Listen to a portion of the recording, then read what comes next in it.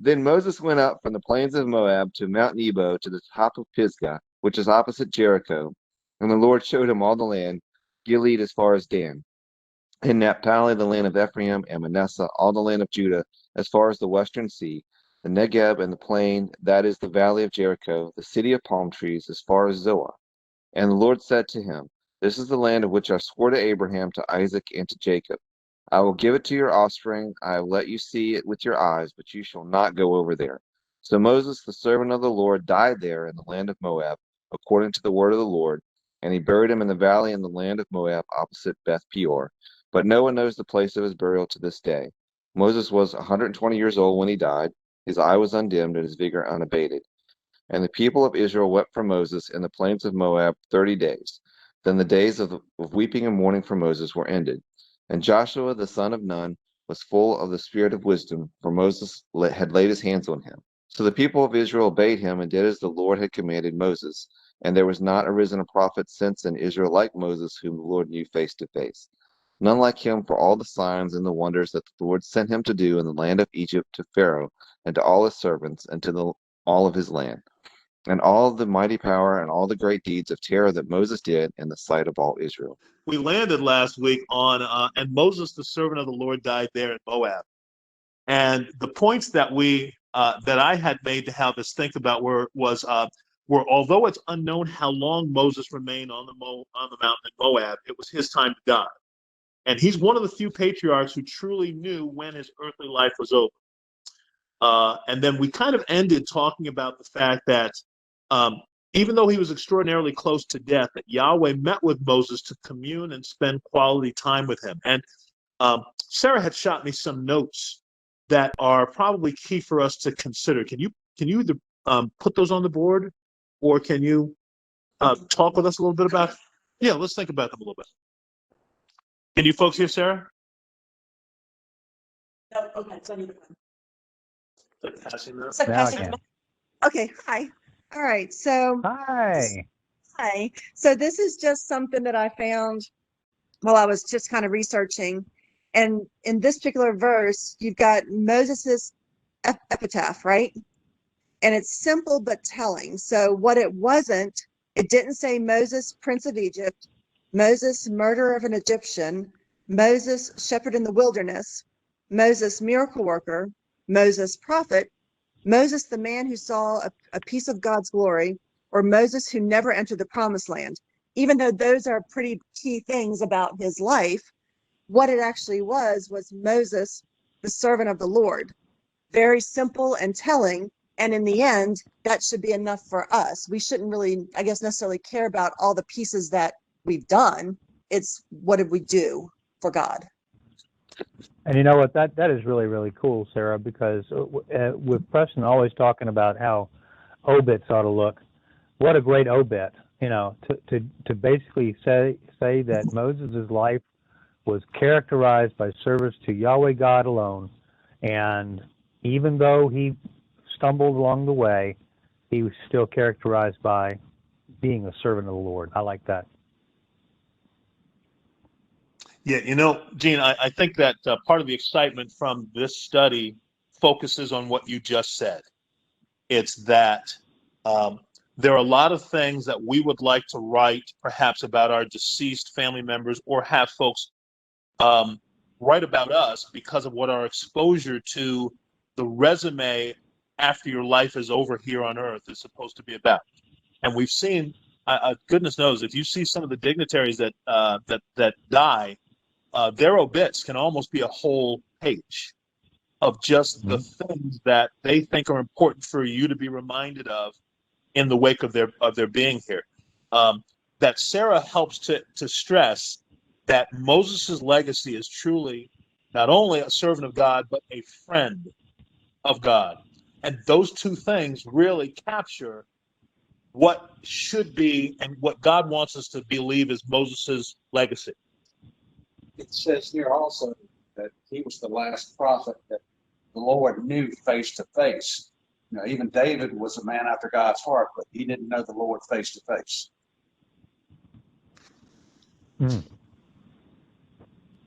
It's funny that Jerry would say, what it is that he just said, because my morning sermon at the service I attended was about David, particularly the Nathan encounter, and that Jerry remembers in some ways what David's greatness truly is in spite of his junk. That's kind of what's cool about what Yahweh does here for Moses, is in addition to Moses not being able to talk about him being a prince of Egypt, a shepherd over a large flock, son-in-law to Jethro, dad of Gershom. None of that stuff is a part of what God's resume for Moses looks like in terms of its lingering legacy. And so I would hope that impacts us, especially when we start getting to the end of our lives, whether it's through sickness or whether it's through a diagnosis, and we start to look back and ask the question, is it and was it all worth it?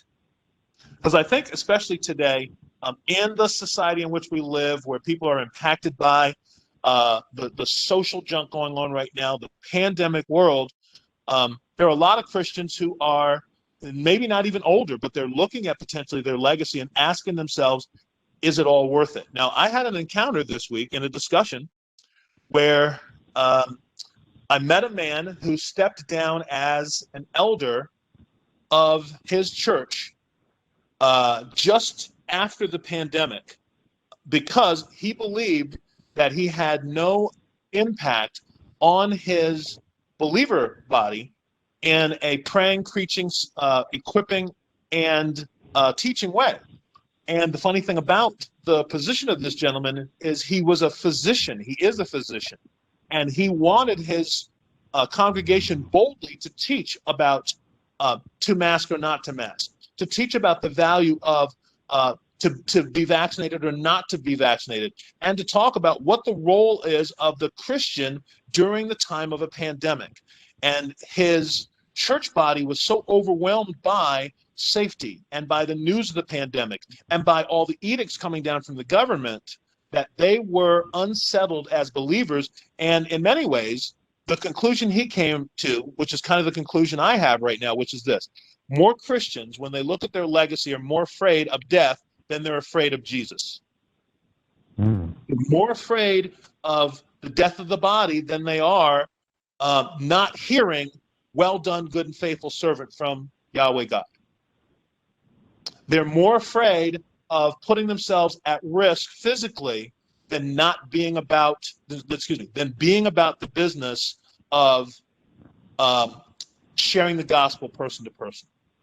So I think that there's a timeliness in the lesson that we have right now, because I think there are Christians who are not at the end of their lives like Moses is here, and they're asking, is all this stuff worth it?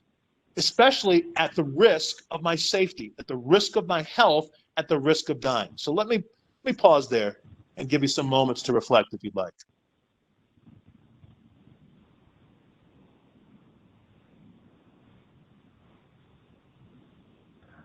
If I may, I'd like to just share a couple of thoughts that may sound random, but they're not really. With regard to obituaries, for folks who do genealogical research, obituaries can be a very, very key thing to have, because oftentimes they will give family relationships so that you know that this is the grandfather of or the granddaughter of, and you can see some family line there. So the first thing, though, ought to be something about how they were with the Lord, as long as they were with the Lord. So that's one passing comment. When we see the length of it, and sometimes for genealogical sake, it may be interesting to learn what this individual did in their lives as far as career or volunteer work or that sort of thing. So we get a sense of that some 50, 100 years hence, to find out what they were like back when they were walking the earth. So just genealogical thoughts. The second thing is, my mother had just turned 83, and one of the reasons I think she's made it to 83 is because she has been overly cautious and careful all of her life. Okay, And that has played out in the pandemic. So she's been vaccinated. She's been doing the mask. And I talked, I think, last week about how she pulled up at IHOP on her birthday in the car by herself, windows up, with the mask on. And that may be just what has made it so that she can experience 83 years old. But yeah, you're right. And she's a Christian. But I think that there are varying degrees of how people manifest Christianity. Okay, some is I did this a number of years ago, and I still do these sorts of things that are more like check boxes for me, but I'm a Christian. But then there are others, such as we are, where it is, let's be about the Lord's business. Let's be about seeing the kingdom increased and God glorified, and eventually hearing, as Preston said, well done, good and faithful servant. Because so I think that there are going to be a couple of different kinds of Christians in heaven. The ones that get there, as Scripture says, just by the skin of their teeth, and then there are others that will be rewarded and recognized. And some of those ones that will be recognized may not have any kind of accolade. Name. I recall Dr. Wimp talking about a lady that he was witnessing to, because Wimp was witnessing all the time, kind of like Tony McDonald. You don't spend very much time with him before he starts asking the question. And he went to go and talk to this lady. I think it was even door to door, and she burst into tears immediately. And he begins to inquire what's going on, and she basically says, somebody gave me this tract, and I've been reading it, and I've been needing somebody to come and talk to me about this, and you're the one. And Wimp has always said, and he's in heaven now, he said one of the first things he wants to do is find out who dropped that tract on this lady. So, we don't always know here what accolades are going to be there. And that's enough rambling from Thomason. Hey, Matt. Keep talking. I'm gonna interrupt. You can go this way to the camera. Oh. We have technical, so the photos are microphone. Oh, okay. I'm dealing with that. Gene, I appreciate that point a great deal, because I think that even in this discussion of Moses' death, there are elements of that here for us to explore when we take it apart verse by verse, the way that we're trying to be able to see. No, you know what? To be able to compare and contrast our life and our legacy to what it is that is Moses' life and his legacy. And you know what? I think I'd have a really tough time unless I had a total devotion to what Yahweh wanted from me, listing my allegiance to him and my servitude to him above having become the President of the United States. So sometimes that prideful element, sometimes that sense of accomplishment, that's what, especially when we're looking back at the legacy possibility of our lives, that's what we see, because that's what we think that people value most about us, and our metric system is a little bit askew. But it takes meetings like this, it takes folks of like-minded caliber to be able to talk, to say, we need to almost present a topsy-turvy element, to be able to say, not that, my legacy, sure, I was a senator. Yes, I was the mayor of my town. Yes, I became the president. Yes, I have a library named after me. But all of those things don't transition into eternal value. And does that mean that this is the last era of your being king of Montpelier? Yeah, well, I'm still working on being king of Montpelier. Preston, can I pitch in here for a minute? You can. I don't know. I just remember, and I'm actually thinking about preaching a sermon series about this to kind of deconstruct it a little bit out here in the Pacific. But for years and years and years, the Christian life was cooked down to the check boxes on your envelope that you gave every week. Remember, there were the 6 check boxes. Yep. At, attendance, Bible read daily, giving, Sunday school, those things. And that was the metric with which we derived the success of the Christian life for the rank and file person that was part of our body of believers. And there wasn't one on there that really talked about surrendering to the Lord Jesus to do what he tells you to do every day.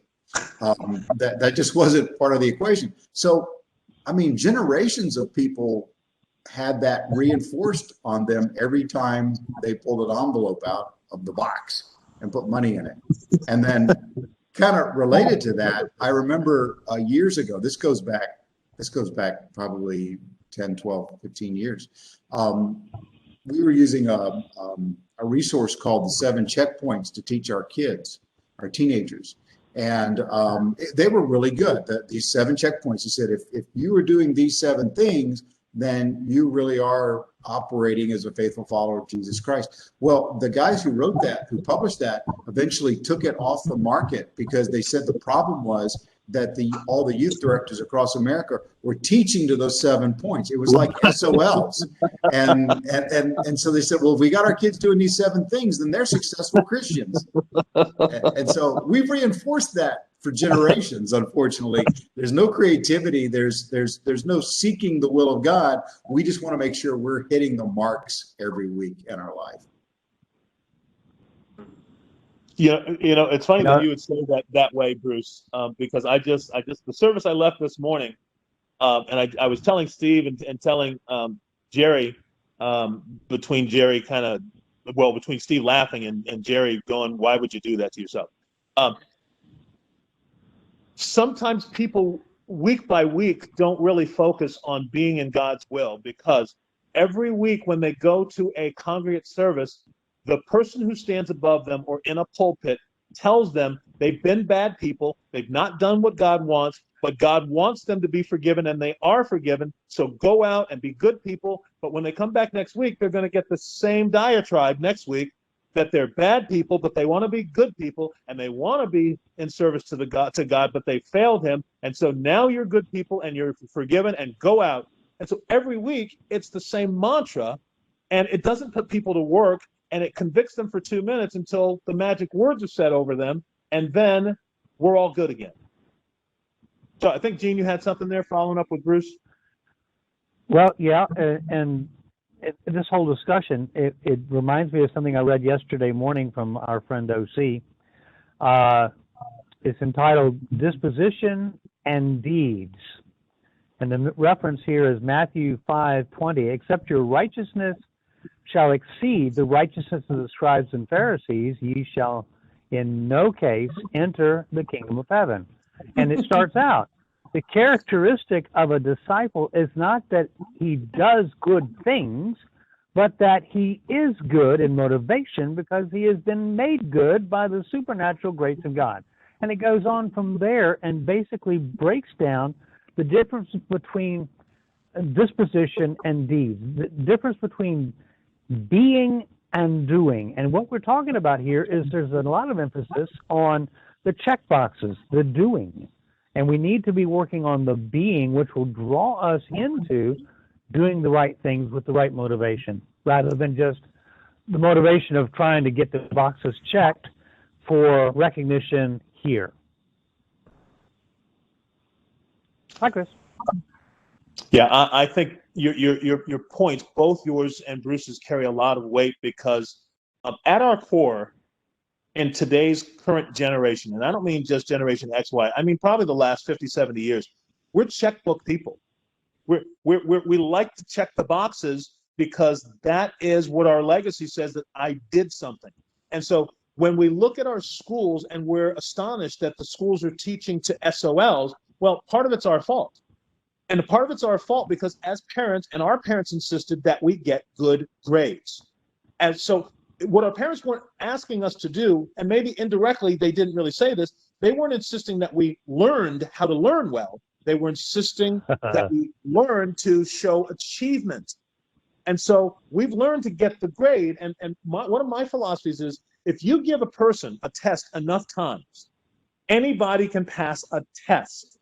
But the challenge is, how well have you learned the content and then can apply it, and then apply it to the point when you can teach it to others. And so when we look at even these 12 verses that describe Moses, he effectively, even if he doesn't credit himself, he has done that. And you know what? There's a huge, huge principle there. Let's say you're going to the doctor, okay? And this is a visit to the doctor where he's not just going to put the tongue depressor in and say, he's going to go in and he's going to cut on you, all right? And he's going to repair something or remove something. Do you want somebody doing that who passed the test or knows what they're doing?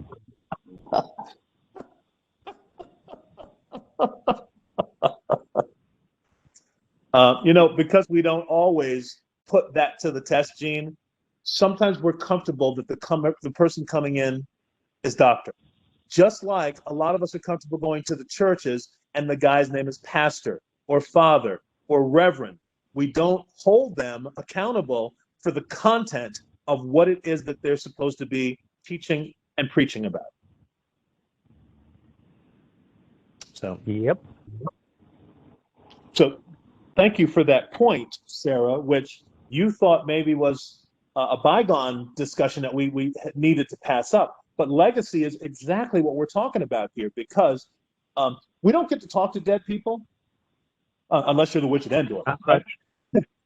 Not much. But a lot of us, and there are shows that we see that do this well, where sometimes people have their funerals before they die, because people are curious, whether they say so or not, about what their legacy is. Yes, and what are they going to say? And how much is my wife going to put out on on a memorial service? And so those are questions, and you don't get to answer those when you're dead. And so if Christians are sincere, this is probably a question that they have. Was it all worth it, as they're looking in their mirrors and seeing less of their life ahead of them, because they're at that 70, that 80-year threshold of age, and they're saying, I don't see the benefits.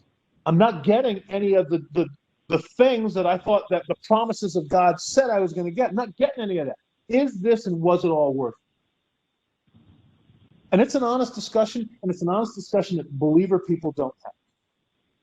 Because we want everybody to think that we're all cheery about the lives that we've led, and we're all pleased right now up in as punched with what our contribution has been to the kingdom of God, as opposed to saying, what more can I do even now that I have less, I think, to give, less to contribute? I'll say one more thing about verse 5. Okay, can you guys hear me okay if I talk like this? Maybe? Can you hear me? That's much better. Yeah, I'm too old. Okay. Well, no, it's just because I was trying to do something. So the other part about this is where, oh golly, where'd it go? So he died, right? Died there according to the Lord's word. The other thing I found in the same article was that Moses died just as God had promised, and God's promises are sure, even when they seem harsh, perhaps to us. But God's promises are his promises, right? So, and there's a couple other things in here, but I won't worry about those. They're just interesting little tidbits with Jewish tradition.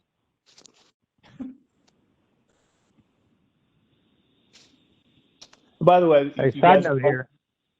Pardon? Side note here. Yeah. I have not heard any echoing using this particular method of technology, by the way.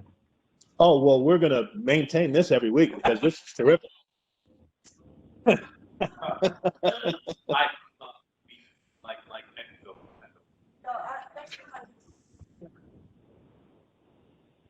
So our technology guru is already calculating what the next step is, but we appreciate that you like the chess move that we made, because there's just brilliance in the room. Deuteronomy 34:6 says, or starts with, he buried him in Moab. So couple points that I want you to think, hopefully that resonate, that get some of the thinking juices going. This is the only instance of Yahweh conducting a burial. It's the only instance of Yahweh conducting a burial. And I want you to think about that. That's huge. Listen to this. He doesn't bury Adam. He doesn't bury Seth, right? He doesn't bury Noah. He doesn't even bury Abraham. But he buries Moses. Right. Did you all hear Steve's? No, I did not. He said, unless you count the whole flood thing where he buried a whole bunch of people. Okay, yeah. Little different because Refresh my memory though. Who buried Aaron? we don't know. It doesn't sound like the Lord's buried Aaron. I was just trying to remember that. I don't have it at the top of my head.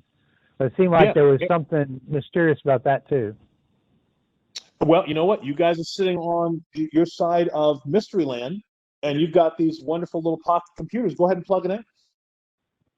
And then there's the whole concept that they're brothers. Yeah, there is. Which guy? So this is from Wikipedia, so we're going to take it that. But basically, where'd it go? Oh golly, I just lost it. The little summary here, maybe. The little summary said, there Moses stripped Aaron of his priestly garments and gave them to Eleazar, and then Aaron died and was buried on the summit of the mountain. So it doesn't really say who. It's kind of implied that Moses and perhaps Eleazar did. But, well, it kind of implies that they buried him, but it doesn't necessarily say. Yeah, and I think the condition under which he kind of leaves, which is he goes off with his brother and his son and doesn't come back. Okay, I'm shutting up. No, thank you. That's okay, thank you. So we've got cross-reference now because also in the Encyclopedia Britannica. But you know, the difference here, Gene, is that explicitly in this verse, it says God buried him in Moab. Agreed. Yes, sir. I think that says enough about how God cared for Moses. He's out in the middle of nowhere with God, and if he just died, God didn't want to leave him laying on the ground. It was respecting him. He buried him, and like I said, you didn't see that with anybody else. Okay, here's a dumb question. And mind you, this is because I've been watching a whole bunch of CSI stuff, okay? If we have the account that he was buried, okay, and nobody knows where he was buried, how do we have the account that he was buried? How do we know he was buried? Beautiful. How do we know he didn't just die out in the wilderness? We haven't gotten to verse 12 yet. Oh, leave it to me to run ahead. So I think verse 12, well, yeah. What Sarah is saying is that there are items in the Bible that reinforce what's going on here, particularly the very tiny book of Jude, just before Revelation. But when we get to verse 12, we'll have a couple of bullet points to consider in terms of how we know that this occurred. And as we made this point earlier in our discussion, which is this, I believe strongly that either one of two things happened. God dictated the end of this to Moses, who left it in writing for somebody else to transpose, or somebody else got the end of the story. And very likely, you didn't hear Sarah say Joshua. That would make good sense. So what would be much more supernatural would be that that the Lord told this to Moses in advance. Moses wrote it, gave it to Joshua, and said, "Don't open till Wednesday." But it's also very possible that Joshua, because of what happens in 11 and 12, supernaturally got the end of this. Make sense? So this is the only instance of Yahweh God conducting a burial. And this is partly why Jews and Christians regard burials and funerals so highly. Jews and Christians have a really tough time with cremation, in part because of the burying that happens not only in the book of Genesis, but also because of this instance with Moses. And then later when we see, say, kings, we see that when they're buried with their fathers, that sort of stuff impacts Christians and Jews to the point that cremation's not a good thing. So, and there's certainly ceremony and symbolism that goes with it, especially when we have people baptized and we talk about dying to the old life and rising to the newness of life. But what I would hope that when we think about this, we understand this, that if God can give life to old bones, then he certainly can recreate your DNA at any point in time with nothing available. And that is an interesting discussion, Preston, because I've gone back and forth on this whole burial cremation thing as a Christian, and all of a sudden it dawned on me, okay, if you get cremated, you are basically turned into dust, okay, ashes, same thing. The folks who have died 4,000 years ago are about at that same location. So when resurrection comes, it's God's great power that can take, like you're alluding to, the dry bones coming to life. God can take every molecule of that DNA and put you back together again and do what he needs to do for the resurrection. So I used to really get all bent out of shape thinking, because cremation has its roots in paganism, Roman especially. But when it really comes down to it, what happens to what's left, God's going to handle. Yes. Our messes and our destruction and our means of doing things are of no consequence to an all-powerful sovereign God. And that's the kind of stuff that believers need to have forefront in their mind, because then it creates a different kind of excitement that no matter what kind of messiness, climate change, global warming, global freezing, blow up the cops, all of the messiness, when the Lord is ready for it to be done, it's pretty much going to be done. An additional item here to consider is Yahweh considered it important to personally intervene regarding the earthly remains of Moses. Now, think about this kind of. Moses is wherever the Lord is when he's dead. But Yahweh intervenes with these earthly remains, possibly because of his foreknowledge of human nature, his stewardship of a good friend, permanently setting apart Moses from all other men, humans, or prophets. I'd say that's a pretty doggone good statue. That kind of goes along with Jude. And that kind of goes along with Jude 9. Yes. Right? Because some of the things that were here that, because, Satan is arguing, right, with God over the body of Moses. And people kind of have put different things here as to why, right? And so one of the things here is that consider God had another purpose for Moses's body that Satan wanted to defeat. Because Moses appears in bodily form with Elijah in 2 Kings, right? Moses appears at the Transfiguration in Matthew, and perhaps it's Moses and Elijah as the two witnesses in Revelation. Perhaps. We don't know. But apparently God had a purpose to fulfill with the body of Moses before the time of general resurrection, with various different pieces going on. And so God made a special provision to bury Moses himself and then to protect the body of Moses so no one could find it, because perhaps they would want to make an idol out of it. Perhaps. Okay, well, I was being generous. But yeah, so that was, it kind of goes along with Jude 9 a little bit, which I didn't even know. Okay. Yes. I'm confused about a reference that you gave. Moses and Elijah appear, and it sounded like you said 2 Kings. Yeah, she didn't really. She was very excited about the New Testament. Okay, just thought I'd check. Yeah, you were talking, but you mean God and Elijah versus God and Moses. Yes. Very excited. Yes. We follow. So, if we're talking about legacy, if we're talking about was it worth it all? Moses has a legacy that's untouchable by any other human person or prophet. Now, he doesn't know about it because he's dead. But here's the other thing that we kind of alluded to. I don't really think he cares to know about it right now. And he actually is a guy who gets a welcome back call. He gets a curtain call. And that might have been, you know what? The only reason perhaps that wasn't an inconvenience is because he got to hang out with Yeshua. Because other than that, if he had probably showed up the way that Samuel does with the witch at Endor, that would have been bugging me. What are you bugging me for? So the legacy of Moses, especially because of what we know of the New Testament later, and especially because of what we read in Jude, Moses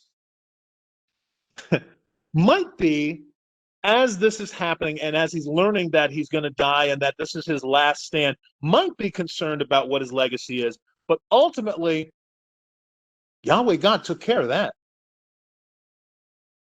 To the point where we're talking about it now, almost 3,000 years later. Commentary there, folks?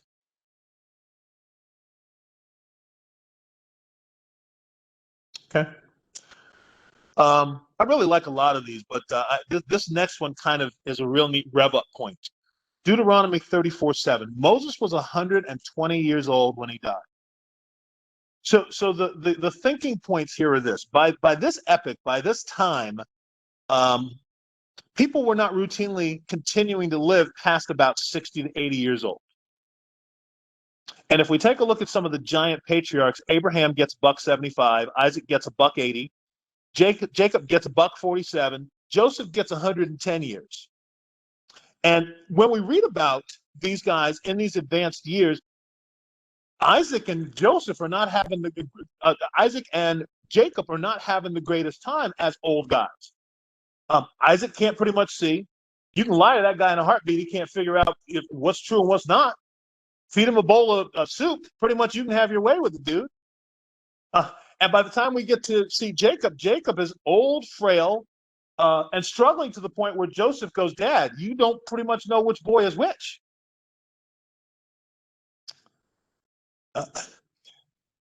They weren't able to boast about their vitality as old guys.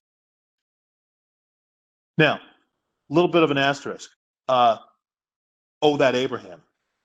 Okay? Because Abraham, you go get the wood and you go climb up a mountain and you get up early in the morning and then you get ready to sacrifice your teenage son, who could probably fight back at this point. Another discussion. Yahweh maintained Abraham's strength, his vigor, his mental acuity until the very end of Moses' earthly life. Till the very end. I think that's pretty pronounced. Now, I don't know that we can look forward to that, but doggone it, if you've got the vigor of an 80-year-old guy and you're 120, or the vigor, perhaps, I would suggest if he's climbing mountains at $120, the vigor of a 40, 45-year-old guy. That's a whole lot to boast about. Oh, he's not bigger. Doesn't seem like that. He's not frail. He's not impaired.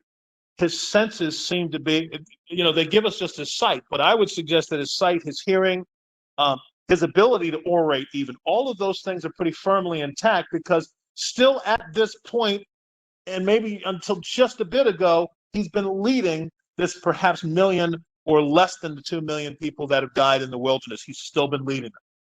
And God supernaturally kept him charged up. So let me back off that. And any feedback there? Any thoughts? Well, the only thing that comes to mind is get out of the way, Jack LaLanne.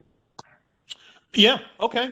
For those of us who remember Jack LaLanne, until that guy was about 90 and change, he was the strongest guy you kind of ever knew, besides Charles Atlas and the Commons.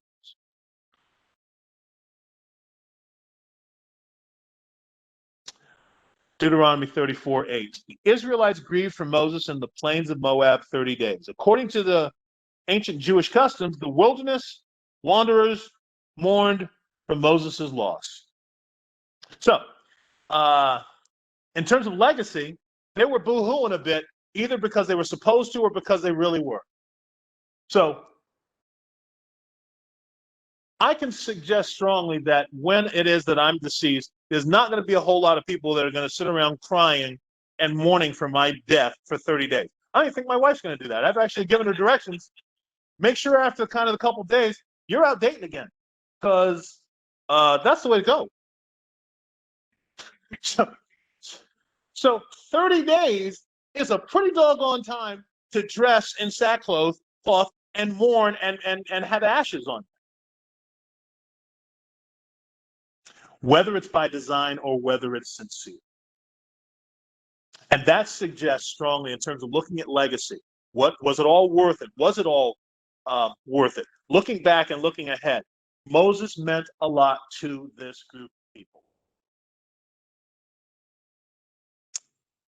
That this is part of the record. Moses could only have written this if Yahweh dictated it to him, or if this was documented by another finishing author. So does that perhaps address that question that you had earlier, Gene, about how were these installments put in at the end of Moses' life? I think that it had to be given to him either in advance, and he wrote it in advance and said, don't open till Christmas, or Joshua had this information to be able to inscribe it in the annals of Moses. Right, and that's my point, is unless it was, pre-dictated, if you will, by Yahweh God, let him know, okay, here's what's coming down the pike, write this down. And so he finds out that, can you just imagine, okay, Yahweh God talking to you and going, okay, you're going to die, and I'm going to bury you. Can you just imagine that discussion? Anyway, the point I was making is, in order for someone to know that he has been buried, somebody has to know that he was buried. Does that make sense? Absolutely, it makes sense. So that means that somebody knew where that was if they saw that, and they just weren't telling. Okay, so that's the only point I was making. I was just kind of thinking a little differently than I usually do when I read this passage. It was like, okay, if they knew he was buried, somebody had to have seen that, unless, of course, as you said, it was predicted. Yeah, so we can spend the first 150 years in eternity asking the Lord, who was the guy who perhaps got this testimonial that was left by Moses' buried body, unless it was already sent FedEx to Joshua, who already had it in his possession. Or Marty McFly. Okay, sure. Nothing like a DeLorean in the wilderness.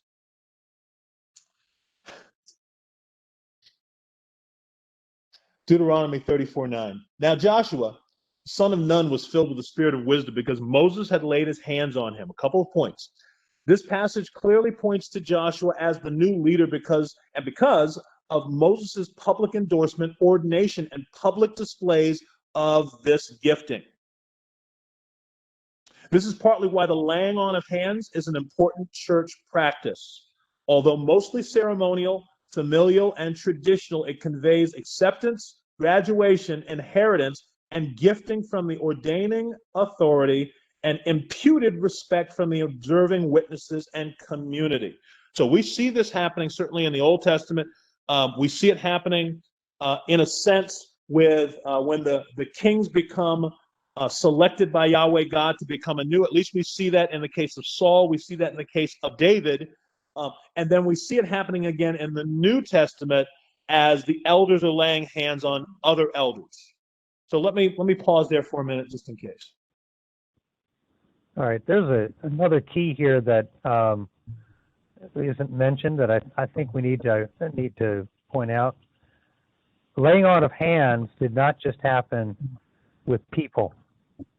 where we Yep. read in Scripture when the sacrifices were made, the one doing the sacrificing would lay their hands on the sacrifice. Now, don't read too much into this, okay? But what I'm hearing is the reason for the sacrifice to have the hands laid on it was for the sacrificer to identify with that and say, this is for me. And when it comes to people, this is identification as well, so that the one being presented as the new leader, in this case, the one presenting it, him, identifies with him and says, this is the will of the Father. Yeah.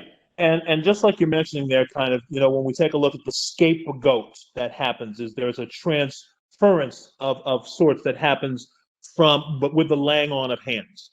And so it's symbolic, except that Yahweh God really is active in this interactive account between Joshua and Moses, where often it's just symbolic.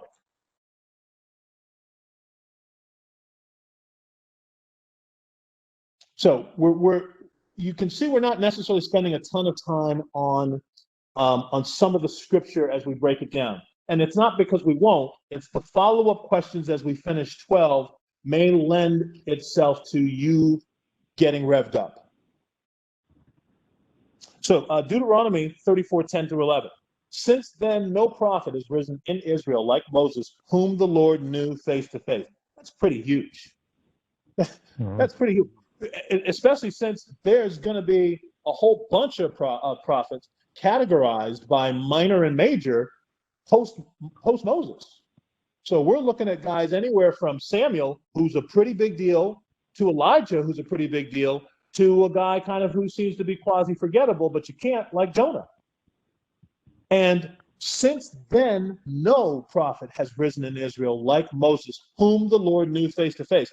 And folks, we see some encounters that seem face to face. It looks like it looks like Jonah is having an ongoing dispute with Yahweh God. It seems like Elijah is having things that sound like they're face to face discussions. It sounds like Isaiah and Ezekiel and Daniel walked with Yahweh God in a similar way. And although they had a lot of power in their ministry, it wasn't like this relationship. In fact, part of the reason we know it wasn't like this relationship is Yahweh wants us to know it's not. He's telling us here, before the other prophets come about, that it's not. So, a couple points. Testimonial to the foreknowledge of Yahweh, or another finishing author. This is not something that Moses would know on his own. Even ahead of Moses' deeds, ahead of Moses' legacy, Yahweh credits Moses' friendship and face-to-face relationship as something that will never be duplicated by any other prophet. That's pretty McHuge.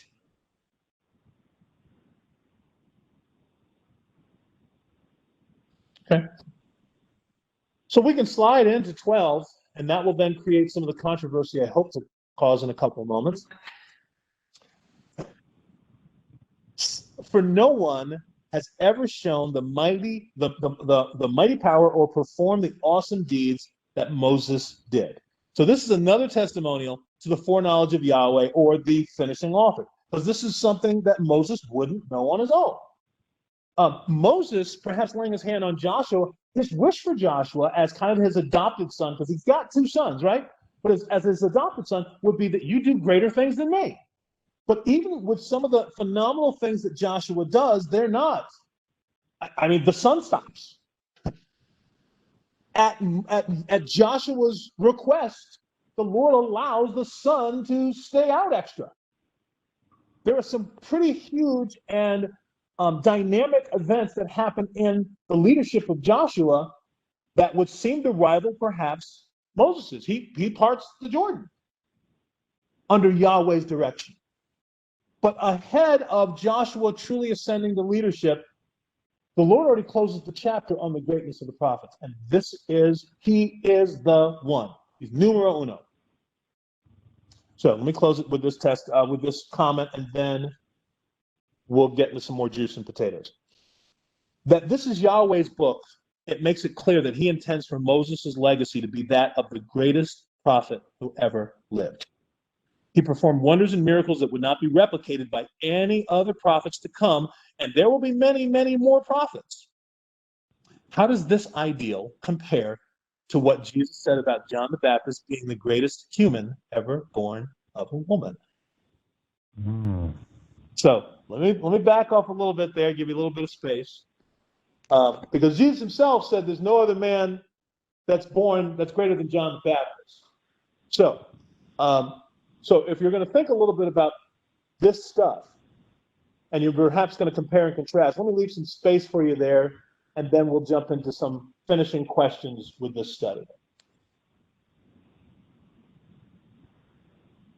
Can they hold that? Okay. Hey, Gene. Hey, everybody. Can you guys hear me? Yes, sir, clearly. Okay. I want to circle all the way back to when I first came in with Bruce and Gene talking about checking off the boxes. And one of the thoughts that came to my mind, and I'm going to bring it to this question at the end there, Preston. But in my mind, I was thinking, those of us that had experienced legalism, when you do what another man tells you, you become what that man wants you to be. But when you live in the presence of God, you become what God wants you to be. And in that is a vast difference. So when I do the check boxes, I become less than ideal for God's plan for me, because I am putting more stock in another man's list than I am being, like you said, Gene, in Jesus every day. So I want to bring that thought and fast forward to this last comment about John the Baptist, about Moses and all this, because, when I think about, there's a quote says that the hand that rocks the cradle rules the world. And, my wife, sometimes she's very good on doubling down on her intentional meaning in the life of my children. Now, when they call home with something exciting or something bad, they call me.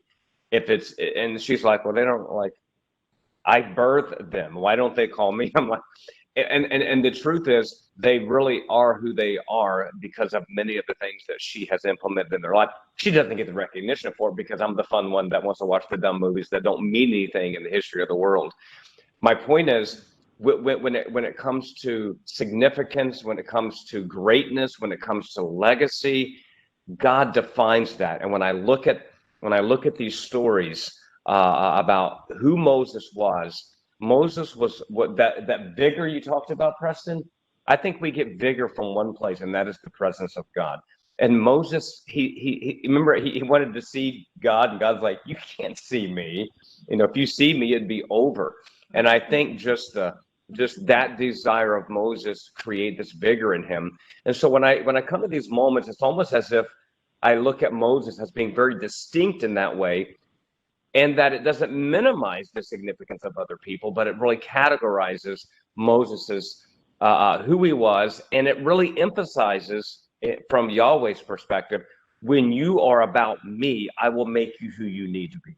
And when I look at John the Baptist being the greatest human ever born, why? Because that was about God. He had one purpose: to pave the way for Jesus. That's why he was the most important one born of because he was following what God called him to be. Moses was following what God called him to be. So I love the idea that that no prophet has risen in Israel like Moses, and the Lord knew face to face. That is significant, and that is a very distinct categorizing that God gave to Moses. But I think in our own way, in everyone's own way, when God becomes the center of your life, that you begin to be categorized by what he called you to do. Jonah, listen, to the end of Jonah's life, he's still complaining. To the very end, and a whole city, that one of the most wicked cities ever, comes to Christ. He's still complaining. Why? Because it was about Jonah. It wasn't about Jesus. It wasn't about you. So I think that the power of this is, where does Jesus play into the equation of everything we're doing, from it being, quote, the greatest of these, or the greatest prophet, or whatever it may be. It doesn't circle back to John the Baptist. It really doesn't circle back to Moses. It circles back to the presence of God. That's a kind of a comment that opens up discussion for a little time. Okay, that's a mouthful.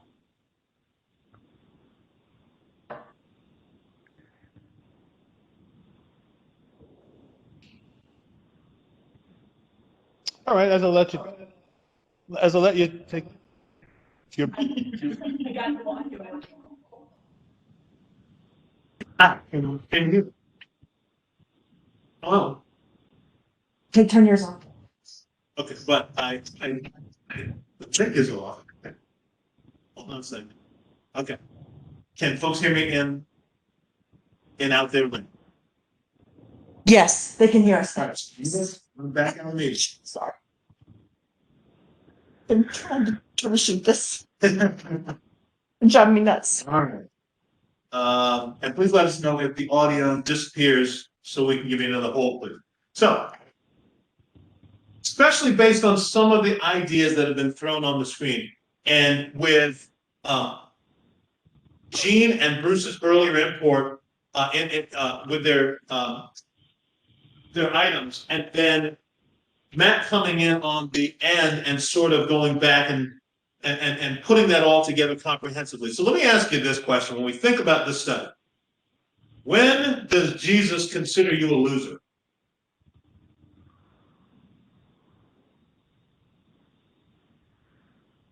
How long do we have? When does Jesus consider you a loser? When you finally reject him. Okay. So, is that a church answer or is that a real answer? Yes. You have to take it back chronologically earlier when Adam fell. Yep. It was done. Okay. So I like what Matt's done is Matt's sort of saying, okay, there's a timeline and mankind pretty much lost when Adam decided, let me try what my wife's offering. Okay. And Gene is saying, and both I think Matt and Gene have kind of good Sunday morning. Gene is saying, when you finally rejected Christ for the last time, you are a loser. Okay. I want to follow up on mine. Now that you said that. Let me give the answer that in my soul. The answer I gave was in my mind. Well, he could practically speaking, we were a loser when that. I mean, it was over. We lost. Okay, but we never, in his eyes, because we're his creation. The plan before the foundation of the world was that Jesus would come and redeem all that. So we're redeemable. So in essence, we're never really a loser in the sense of how he views us because he always had a plan to redeem us. So when Adam fell, the plan for redemption was in place. So he made us, my wife and I, we don't get along probably more than we do get along. Doesn't mean I'm not married to her. That relationship is there. How it's going? Depends on what day of the week it may be or what our kids are doing. But it doesn't say anything about the circle of connectivity to our union. So does he consider me a loser? Well, I don't think if he considered me a loser, he'd send his son 4,000 years later after the fall to say, hey, by the way, you're such a loser, I'm going to send my only son to redeem you. Okay. I don't know that he does. I like it, but I think in Romans, if you paraphrase it, it says, God loved us in that while we were yet losers. Yep. He died for us. I mean, you can just insert that there. Yeah. So let me ask the question differently, because perhaps I asked it poorly. So let me ask it this way. When do you consider that Jesus considers you a loser? You come to the end of yourself. When does that happen?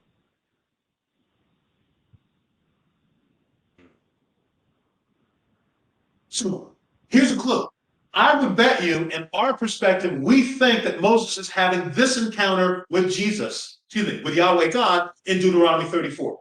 In many ways, when we read this, Moses is at the end of himself, and he is looking at himself going, I think I'm a loser. I've lost out on the sweepstakes because that thing which you said I was supposed to do, I don't get to do. I don't get to run the finish line. I must be a loser.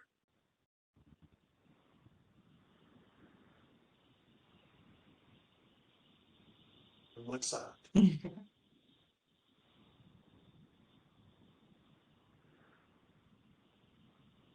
Folks, this is the time to chip in about the unfair Yahweh God, because, folks, this is where Christians struggle. I got a thought from Chris for you. Shoot. Okay. So, Chris, I'm going to share because I know you put it to everyone in the chat line here, but those folks here can't see it. It says, when we consistently don't do what we feel we should be doing, consistently, we don't do that. So, is that actually guilt? Well, then why don't we hint on it? Is it guilt? Is it embarrassment? Is that shame? Or is it, I'm a loser? Sometimes when you get to that stage, it's stamped. I'm a loser. It's like I think it maybe, and if you take Chris's comment Yep. consistently, it starts out with guilt and shame. Okay. Because you're like, oh, I did it again. Or I didn't do it again, whichever one it is. Or right. And then when you consistently don't do what you should be doing, then it's almost like it shifts from being the guilt and shame to I'm a loser. Okay. Didn't some guy named Paul say something about that? I think so. Yeah, he just I think so. A lot. And it's there for us to know that supergiant modern day prophet, modern day apostle Paul tells you that through all my relation with Yahweh God and Jesus personally, I still mess it up bad. Now, my good works. the things I don't want to do I do. and the things I do, right. Mhm. So, part of this also comes from us not knowing the content of the book we're studying today. We only know sometimes what the people in front of us tell us, and we're good with what they tell us that it means and never know it for ourselves. And so, because when we go to these special places where these important men or women tell us what the Bible means and how it's supposed to apply for us, we feel good after we're in the presence, and then we walk into our own lives again and realize, I am a super loser. And there are a lot of Christians, there are a lot of believer people that are struggling and hurting right now. And they won't tell us because when we go to the special place where the special words are spoken and the people tell us how we're supposed to feel, we're all supposed to share that. And if we share anything outside of ourselves, it's the amount of diagnoses and the pills I'm taking. But I don't necessarily share with people, I feel like I'm a super loser. Doesn't look like God's showing up in my life right now. It doesn't look like all the stuff that was promised to me, living this good person Christian life, it all doesn't seem to resonate and make any positive difference for me in my life. I feel like this was a wrong choice. I feel like this was a wrong expenditure of my time.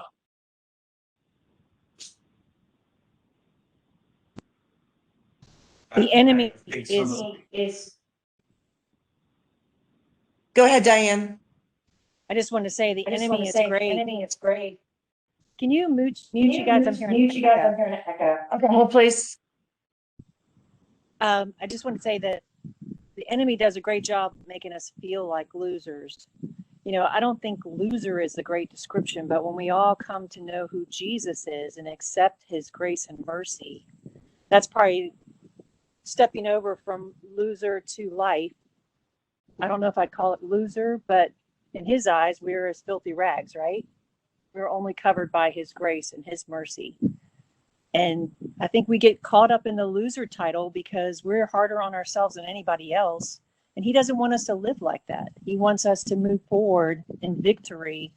Yeah, we might fail occasionally, but we have to press on, as Paul said.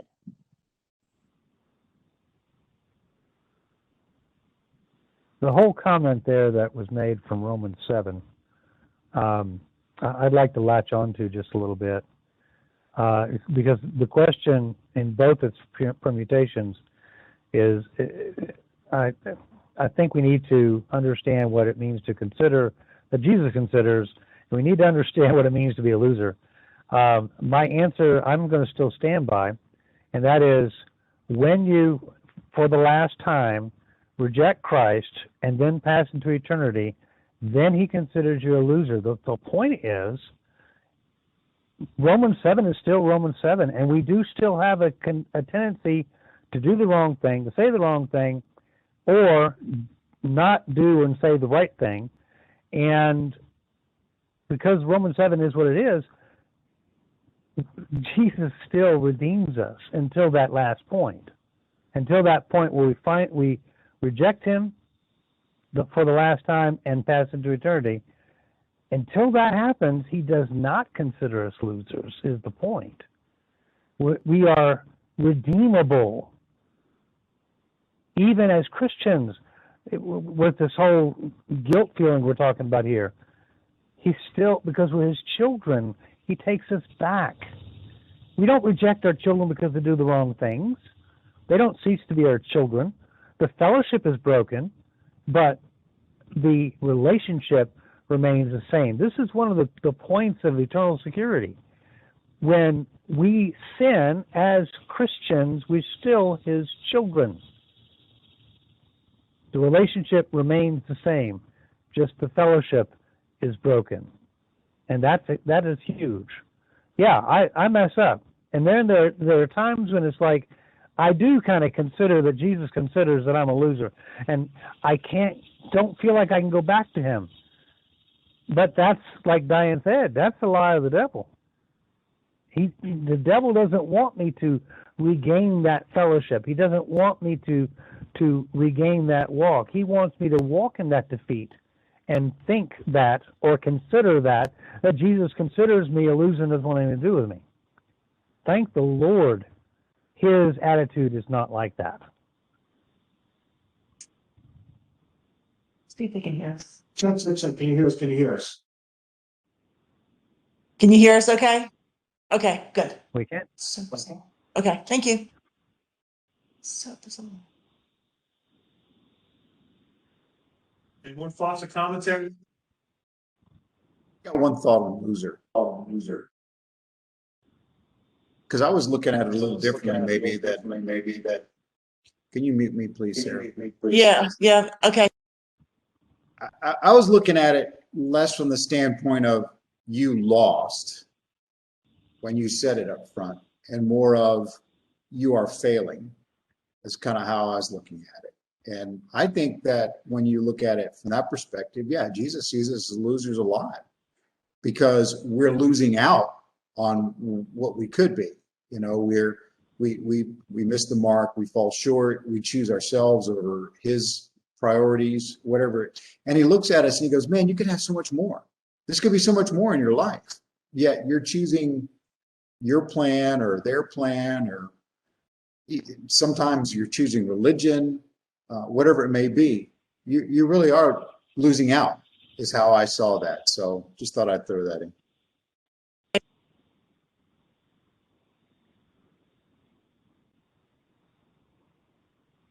I also think we categorize losing and winning based on whether or not we check off the check boxes or not. Yes. God's like, that's not the equation. Yes. We're working on. Yes. So when you hear me say this, and maybe I need to clarify it because I say it often and I don't define it. When I say you're giving the Sunday school answer, listen, that doesn't mean you're wrong. You're absolutely right. Mm-hmm. But when I say that, it usually means you're talking to a limited audience. When you give the Sunday school answer, it only resonates for people who either are believers or who go to church regularly enough that the words and the verbiage that you're using resonate for them. So sometimes the answer is, how does this work when you're talking to a regular person who's not a believer? Because that's where our charge is, folks, is to talk to folks who are going to feel like, in terms of their accomplishments and their legacy, that they're losers. And they're not going to understand that, especially if they're unbelievers, that it's not over until they have an encounter, or the opportunity to encounter the Lord Jesus, and they continue to deny it. They're not going to understand that. So let me throw something else at you. I like what Diane had to say, but I'm going to very much disagree with something that she said. And I hope you would all disagree with it too. And I would hope you disagree with it because when you think about it, it's what we like to consider, but it's not true. Ready? Diane said, we are harder on ourselves than anyone else is. I would say to us, we're not. And that is partly why some of this stuff happens. Now, our next study is really going to get into the in-depth study of how hard we are on ourselves. That's why this is key that some of these elements are coming out now, because I think that that's going to transition nicely. I would say we're not very hard on ourselves. If it is that we're believers and we're supposed to live up to a certain kind of standards, not according to a checklist, but according to the model that Jesus left for us. We're good at making excuses. We are great at making excuses. And again, this is not to say that Diane is wrong, because I think that a lot of us are characterized thinking that way. I think the other thing that we think a lot is this. Look, the adversary certainly is out to operate like a prowling lion looking to devour us. But look, sometimes he's not got any time to mess with me, because I can't get out of my own way. So sometimes my stumbling and my shortcomings are my own mess. They're a result of the decisions I make. I don't even need the machinations of the lieutenant over Myrtle Beach coming to mess me up, because pretty much the decision I make today to do this and not that is already enough, and I'm off course already. And so I like that we want to challenge ourselves to think we're harder on ourselves than anybody else. But I believe as certainly we get into our next study, you will discover, if you're honest, you're not. We're not. We like to think that we are. But if we really were, believers would have a much more powerful presence on this earth and in this world than we do now. Because regularly we would be getting up and we would be saying, Lord, the things I didn't do yesterday, put me on course to do today. The things I neglected yesterday, help me to achieve some of those today. And guys, I'm not telling you this as someone who nails this, but I'm telling you some of this as a person who regularly looks this in the eye and says, how can we do this better? How can we do this with the same power that you allowed the first century church to do this with? And if we were harder on ourselves than anybody else, the service I went to this morning would be absolutely immaterial, because everybody had to walk out of there feeling great, because Jesus saved us all again. I got to say the Prince of Peace stuff to people, felt pretty good about it. And the bread and wine I drank pretty much said we're all in the same club. Everybody's welcome to have it. Hey, I'm going to be hard on myself when the church is telling me I'm a good person at heart, at core. So let me shut up there and give you some room. I'll jump in with a football story real quick about Bill Parcells after a game when he coached the Cowboys. We've talked about this before. He was in a horrible mood. They had won the game, and toward the end of the press conference, one of the reporters said, "You don't seem very happy about the fact you just won the game." He goes, "Because I'm not." He said, "Well, you won." He goes, "We may have won out there, but we didn't play up to any standard that I set for our team." He said, "I want to win every game, but if we played to the standard we set in practice, the game wouldn't have been 34-35 because they had to come back and win." He goes, "So, no, I'm not happy about that." He goes, "In essence, we didn't really win. They just lost." He said, "So, no, I'm not happy because I set a standard that we didn't hit. So, no, we got a lot of work to do." And I think that's, in essence, a little bit about what you're referring to. Yes. Yes, sir. And I'm not talking about beating up Christian people. That's not really what I'm talking about. Right. I'm talking about trying to practice a kind of love that says we want so much what's best for each other that we push each other in a way that Christians don't push each other anymore. We don't have fun competition, not to see who's more Christ-like today, but at least to say, what happened in your day that I would want to happen in my day? Yeah. What happened during your week that I would want to come across my path during the course of my next few weeks? That's why our stories, and you've heard Matt kind of talk about this, that's why our stories are important.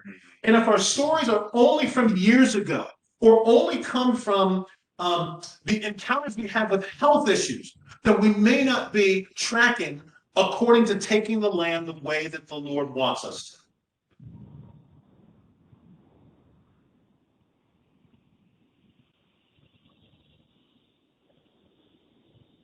So let me skip this next question and go to this one, because it sounds like maybe I've got some good buttons pushed. Usually God is super demanding and unfair. Usually God is super demanding and unfair. Here's some examples. Moses, just saw what happened to Moses. He works for God 40 years and gets pretty much buckets. His retirement plan and 401k kind of didn't pan out. Not for him. Not for him. Or what he thinks. We just did a study on the man of God who pretty much got eaten by a lion. And folks sat around watching his eaten body. Then he got eaten by the lion. I mean, it wasn't even a private thing. Adam and Eve got an unfair deal. God hadn't put that tree where they were, wouldn't be an issue. And then my boy Uzzah. Uzzah's the guy who's had the Ark of the Covenant in his house for a few years. Ark of the Covenant is going to fall off the cart. Loser just wants to help. He steadies the cart. Guess what he gets? It does. He gets dead. He gets blowed up. He gets blowed up. Yahweh God is super demanding and unfair. Your thoughts?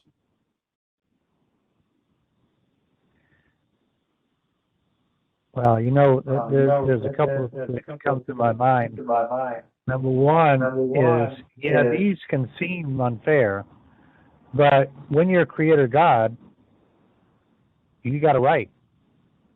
And so when you get to be creator God, you can have that right. And from what I understand from that book we were talking about, none of us get there. So, but yeah, Uzzah is one of those things that at first I felt the same way. It was like Uzzah had basically degraded the Ark of the Covenant. And by the way, Uzzah's situation is not Uzzah's fault.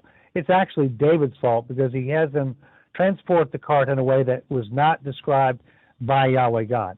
But basically, Uzzah all of a sudden forgets that we're talking about the Ark of the Covenant of God, Yahweh God, and he starts to treat it like it's a coffee table at the house. And that's the problem with God. He does not want anyone to treat what he marks as holy and set apart for him as something of common use. So, yeah, it seems unfair, but again, you're creator God, you can do whatever you want to do. You have the right to be that demanding. Moses not going into the promised land, the man of God from 1 Kings 13, Adam and Eve, because and Adam does this.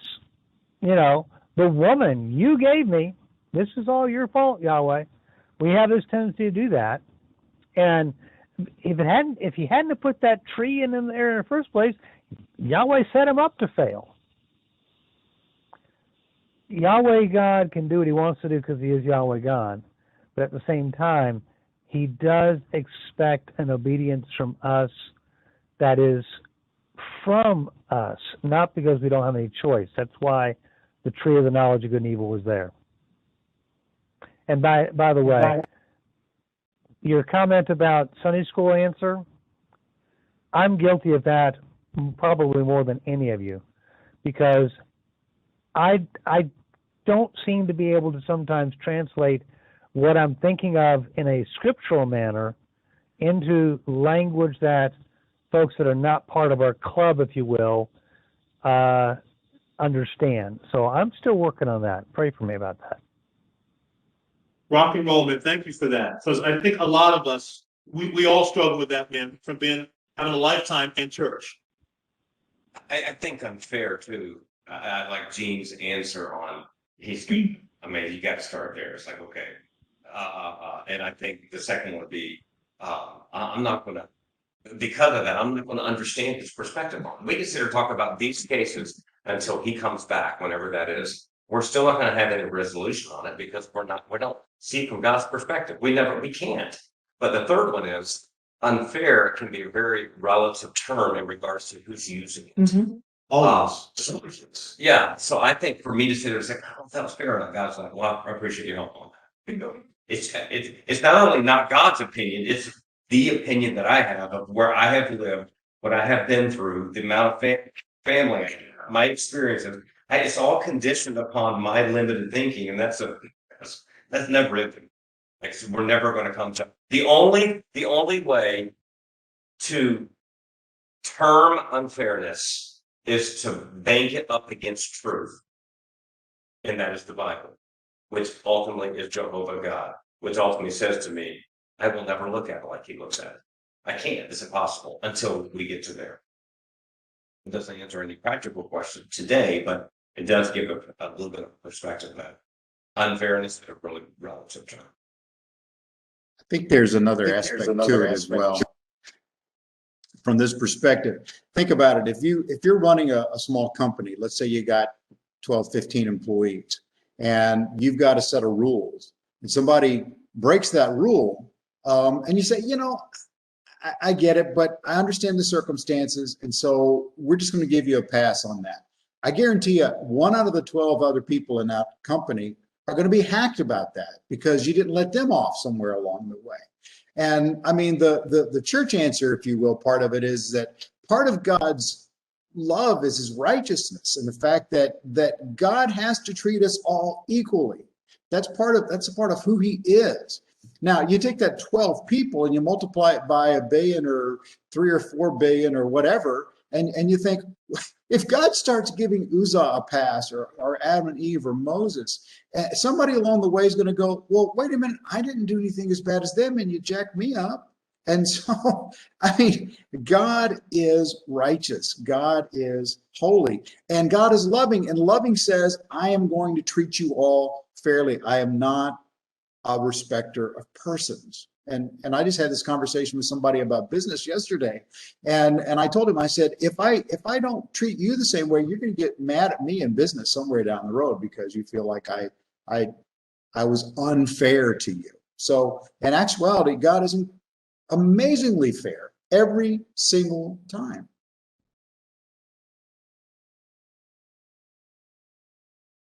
Okay, there we go. I think, yeah, I'm good. So, folks, we meet to discuss like this to be able to flesh out how to better understand the scriptures and apply them to our lives. And sometimes we have to do this by looking at examples in our lives, by looking at our perspectives to talk this stuff out aloud. So it's just not cute scripture passages that we bypass or that we overlook because we think that the death of Moses is this big and it's this short, so it's not really something of importance. I think it's quite important to the point also where we skipped a question, and I want us to close on this question, and we'll begin our new study next week, but we'll also begin our new study with the last 2 points that are a part of this study. So I want us to pose on this question and to take into account what you heard Bruce just say, what you've heard Gene say, what you heard Diane say, what you've heard Matt say. In what way does Jesus care about your, and let me add this to it, your personal success?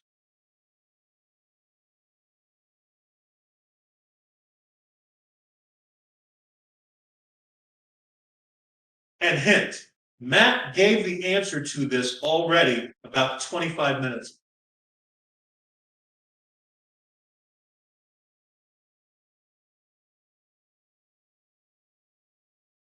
I don't want to say this out loud. Let him go. Go ahead, Gene. The thought occurs to me that in the grand scheme of eternity, he doesn't. And that's what comes to my mind, because it's about Yahweh's glory. It's not about our personal success. Okay, so how about flipping that around and you actually have the answer?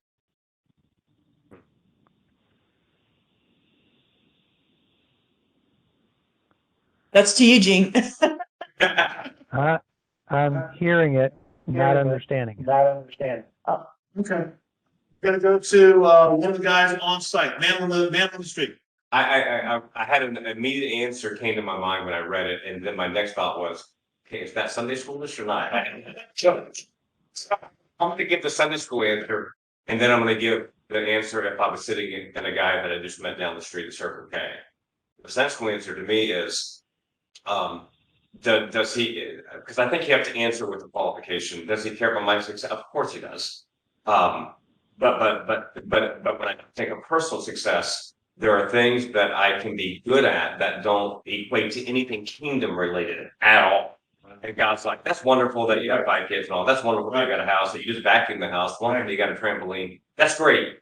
What does it do to promote the end game of all of life? And that is the honor of Jesus Christ. That's the Sunday school answer. So if I was sitting and talking to Harry down the street at Circle K, and he asked me, does God care about your personal success? I can't say, well, brother, for promoting the kingdom, who's going to be like, who's talking about it? I would have to say to him, if I think God does care about you, Harry, in things that you do that are honorable, that to make sure they're true, to make sure that they are healthy for you and your family. Why is that? because those are qualities that God gave us. And when you honor what is right and true, it circles back to your own personal life. So, and that's you have to go along with that because you're trying to, he doesn't understand the kingdom of God.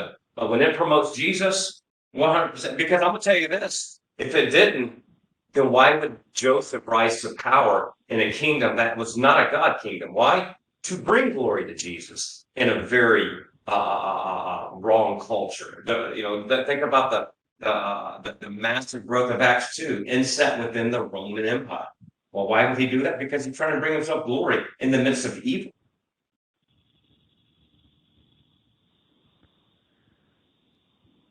That's where Joel Osteen has it exactly backward.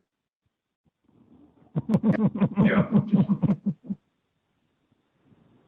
Yes, he is preaching a message about your personal success despite your actions honoring or dishonoring God.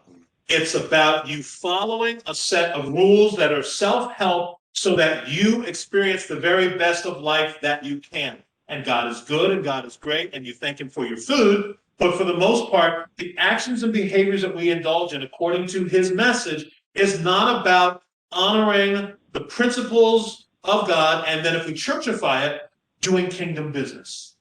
Because God cares about and Gene, you're right on this, and I was just messing with you a little bit. When you said that Jesus doesn't care about our personal success, no, he doesn't, but he does in light of how it does kingdom business. And then it circles back to this thing that Steve and I laugh about a lot, and you guys join us laughing about this, which is this. Yahweh God is a cosmic narcissist. And so at the end of the day, all creation needs to be about praising him.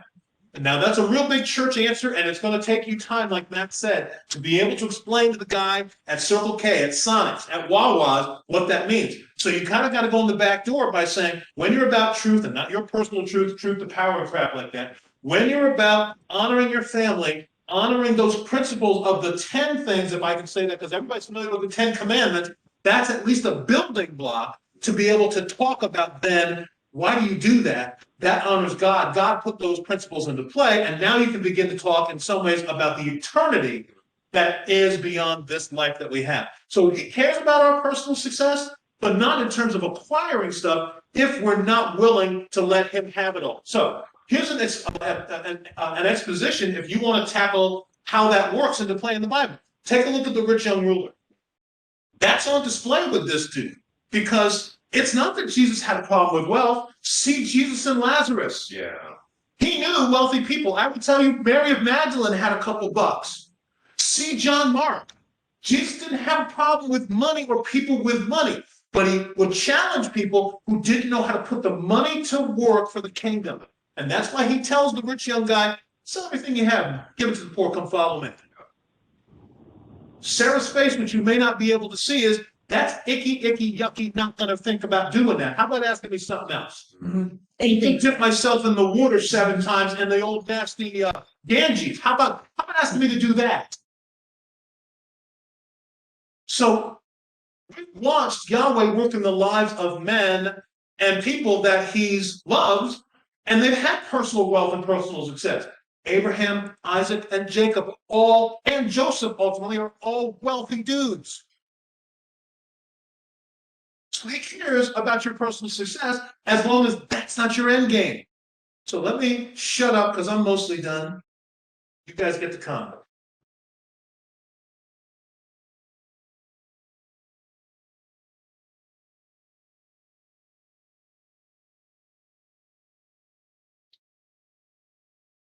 Okay, well.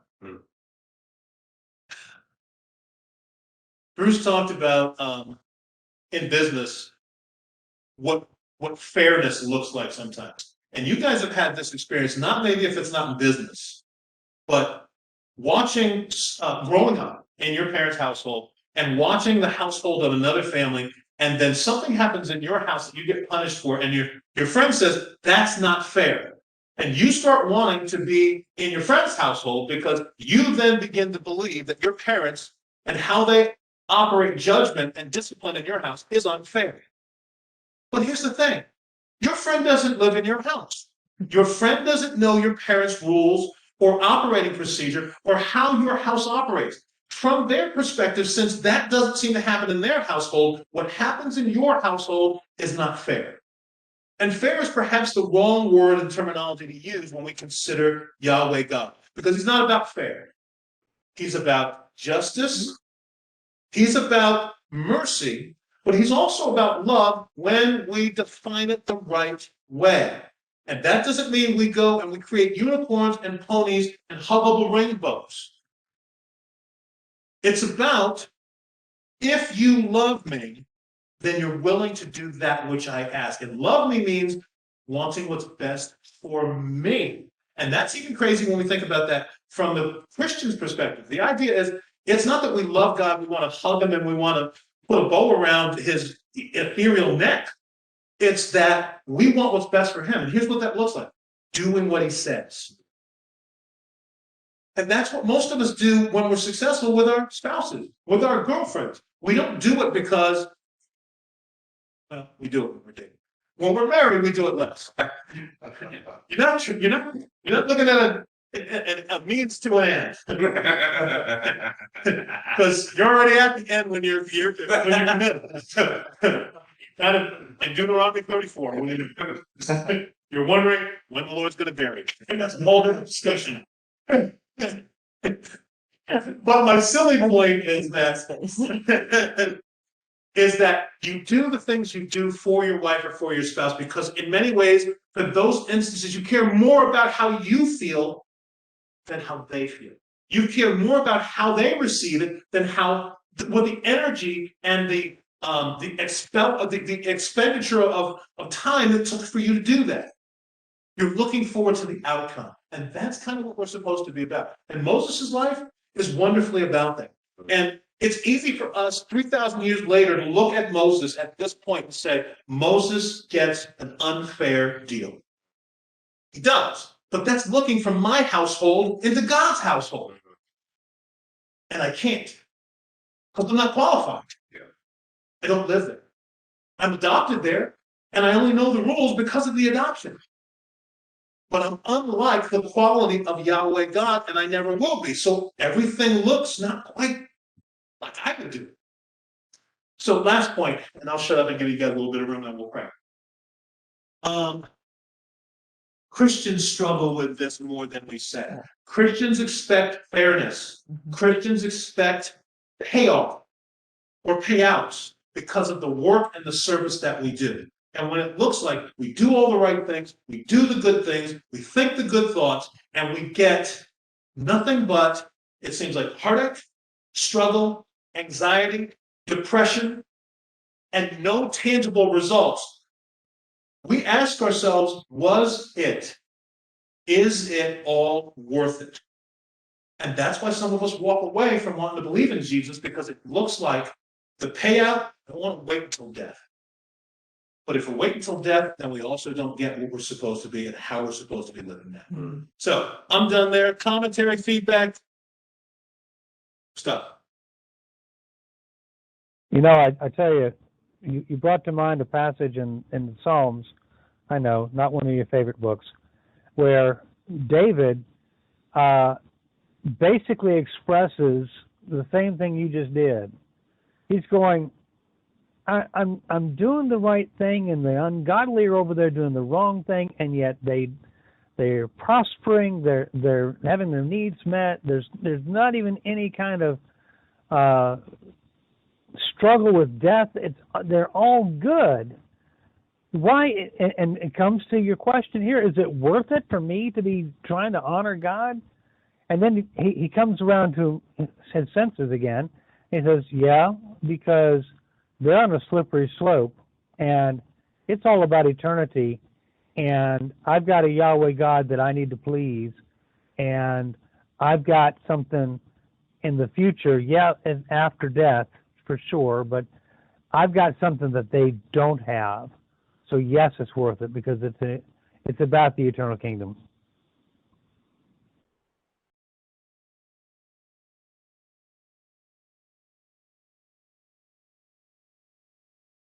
I think the other mechanism for us. Thank you, Gene. I appreciate that, man, because think the other mechanism when we're struggling by this stuff by ourselves, when we're struggling with this ideal by ourselves, that's why we congregate too. To be able to have encouragement with other folks. And if we're truthful and if we're honest and we can say, dude, I may not be exactly where you are right now, but I've been close in my own way and it is worth it.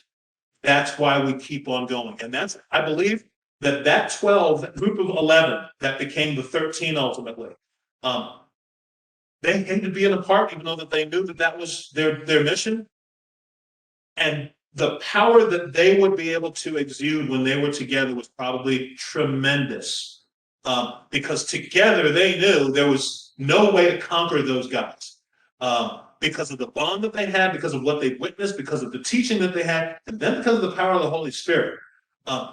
What an idea to get back to that kind of closeness.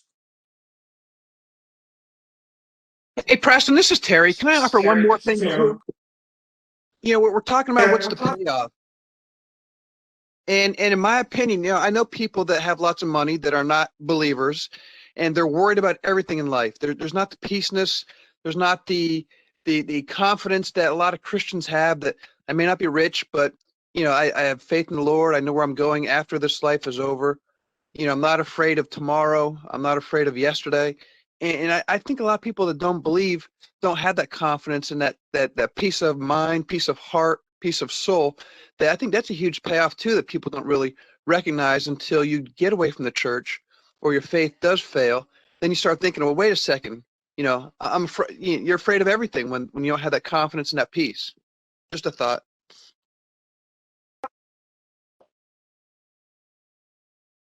You gotta recognize how big a thought that is, right? Sometimes, or most times, we do a better job of being the Walking Dead than the cast of The Walking Dead. You can hang out with church people and you don't know until you're at a football game or until you're at a concert that they're actually alive, especially if you're hanging out with them in a church sense. And I say that to you because, Terry, part of the way that we would be able to engender hope to folks who are unbelievers is that believers always recognize that there was a constant party here, getting ready for the party that's eternity there. But we don't have that kind of joy that's just so overarching and so much a part of us that it's hard to keep it in. So we struggle with telling the unbelieving folks that because we almost don't tell ourselves that as people who do believe. And our churches wind up being a gathering place. You really want to go to a hospital? It really is like that for the sadness component, not because there's triage going on, but we need to be gladdened by being together with each other. And then we're so emboldened, we got to tell people that there's better than the pandemic. There's better than defunding the police. There's better than the transgender dysphoria that's going on right now. You don't need to be anxious about what's going to happen tomorrow because what's better and comes after tomorrow is way better than today. But we just don't get excited about that, Terry. So you're right on, man.